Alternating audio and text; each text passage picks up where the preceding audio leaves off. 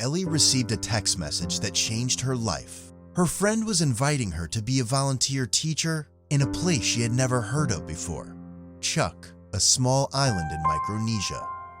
Ellie discovered that the Chuuk Seventh-day Adventist School was in dire need of teachers, with only 6 teachers for 150 students. After praying for guidance, Ellie filled out an application and boarded a plane to Micronesia, unsure what to expect. Upon arrival, Ellie was struck by the contrast between Chuuk's modern appearance and the hold that traditional spiritual beliefs still had over the people. She even heard a story about a possessed boy staring off into space and not acknowledging anyone. Despite the challenges, Ellie feels that her work at Chuuk's school is making a real difference in the lives of her students and the community. Most students come from non-Adventist families, making the school a mission school. Although some days are difficult, Ellie believes that God put her in Chuuk for a reason and gives her the strength she needs to serve Him. She has learned that our own goodness or capability doesn't always measure success in our Christian walk, but by how we listen to and obey God's voice.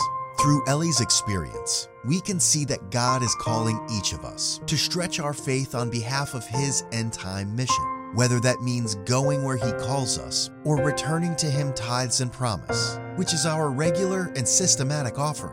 The promise offering is not motivated by feelings, sympathy for missionaries and ministries, or even because there is a need or a good project.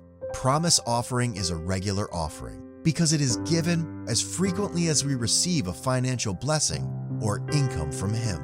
It is given not in expectations of God's blessings, but in response to His care every time He blesses us financially. Promise offering is systematic because it is given under the proportional system. It is called promise because we need to prayerfully purpose about the frequency and percentage of the income that will be regularly dedicated to the Lord as an offering for a certain period. Then we may renew that percentage-based vow when the period is over, proposing the same or a different percentage.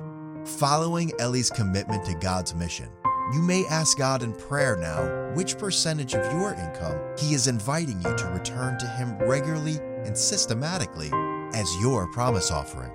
By returning regularly and systematically your tithe and promise offering, you're partner with Him in preaching His final message to every nation, tribe, and tongue before He comes. May we put our desires last and God first.